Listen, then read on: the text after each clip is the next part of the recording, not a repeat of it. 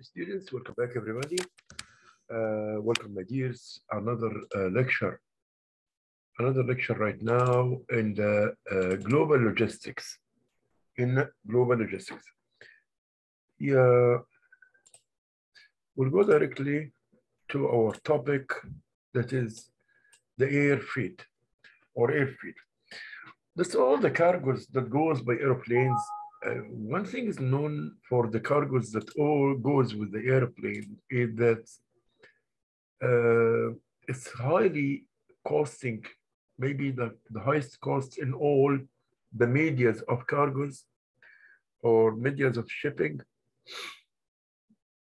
comparatively higher in the costs than the ships, and then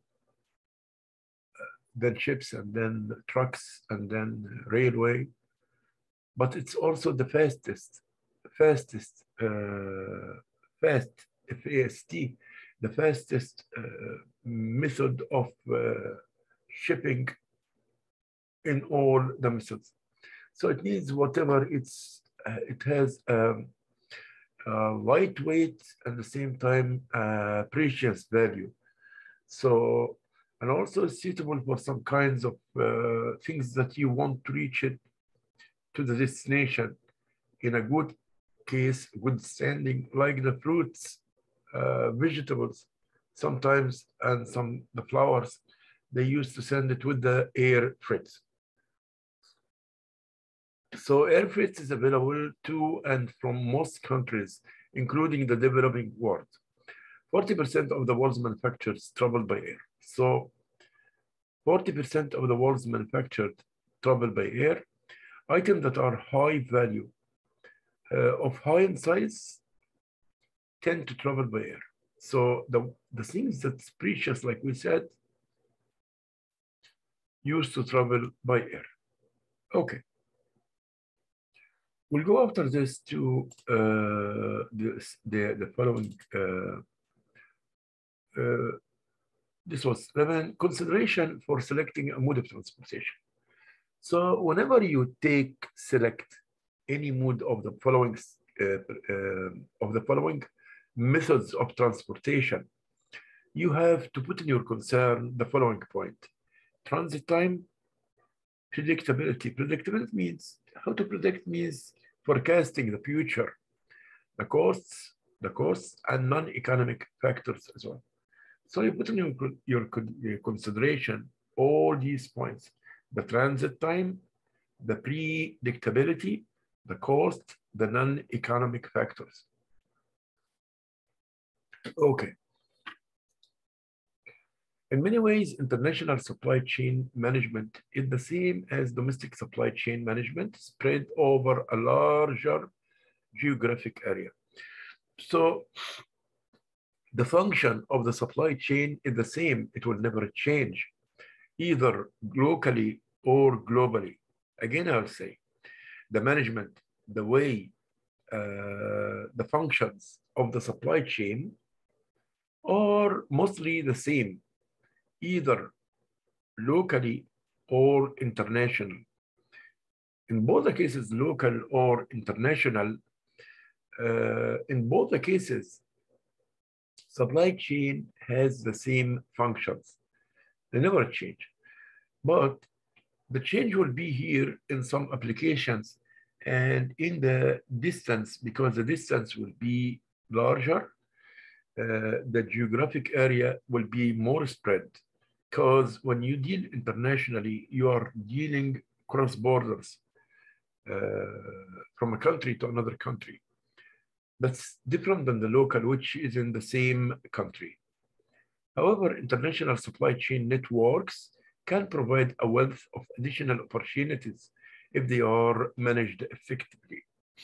Of course, the global supply chain, or the global logistic systems in general, it embeds inside it more jobs, more activities, more applications for and particularly in the practice of the job itself.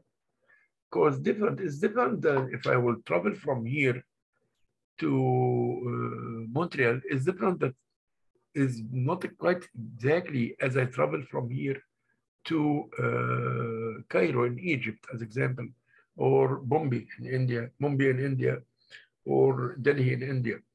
That will differ just a little bit. But in these two cases, there are some aspects, common aspects between the local and the international supply chain. We will talk about the types of systems. We have international distribution system. Manufacturing occurs domestically, but distribution and marketing takes place overseas. So in the international distribution system, again, in the international distribution systems, you work locally. Domestic means locally. So you will produce here. I'm in Canada, I will produce in Canada. But distribution and marketing takes place overseas. But when you distribute and market, that happen overseas. So like you produce locally, then export after this. International suppliers, raw materials and components are furnished by foreign suppliers. Again, we'll say international suppliers. Raw materials and components are furnished by foreign suppliers, but final assembly is performed domestically. As example, if you want to manufacture a car or produce a car in country X, then the raw materials will come, the inputs of this car will come from country Y. They will go to country X in cartons or whatever, or wood boxes. Then there in country, in that country, the host country, there are factories that will combine those parts together or has added value as well, and change those separated pieces into a finished product. So an international supplier, the supplier will supply the raw materials and the inputs into a given country. Inside that given country, start the manufacturing of these raw materials and these inputs and semi-finished goods into finished product or finished goods. So we talk now about the international distribution systems. We talk about international suppliers. Perfect. Offshore manufacturing. What about the offshore manufacturing or offshore manufacturing? The product is typically sourced and manufactured in a single foreign location. It's typically sourced and manufactured in a single foreign location, and then shipped back to domestic warehouses for sale and distribution.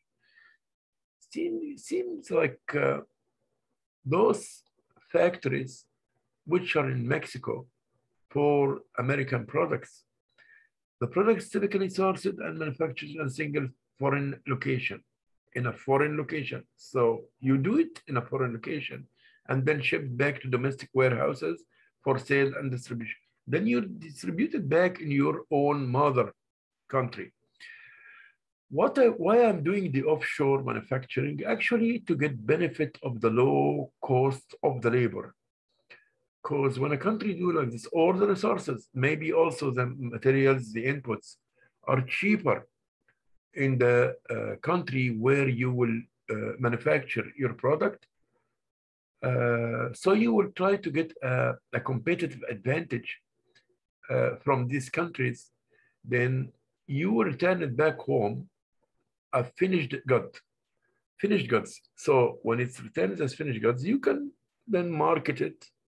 You can do marketing for it, and you can promote it and sell it. Fully integrated global supply chain Here is the system number 4.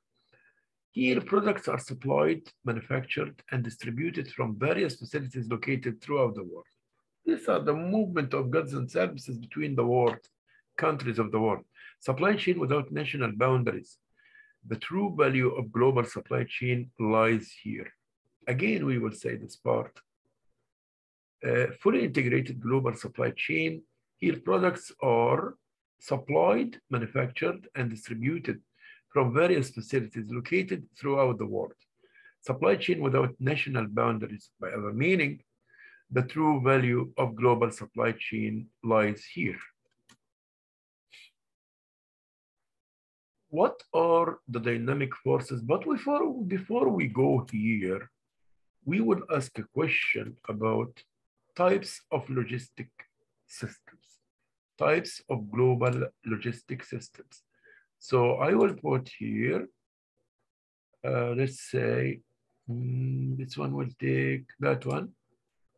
What are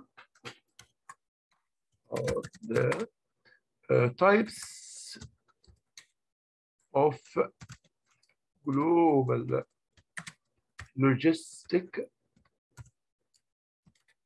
systems? What are the types? What are the types? What are the types of global logistic systems? What are the types of global logistic systems? This is the first question we will talk about now. Then we'll move forward. Here we go. Those are the types. We said we have 4 types here: international distribution system, and we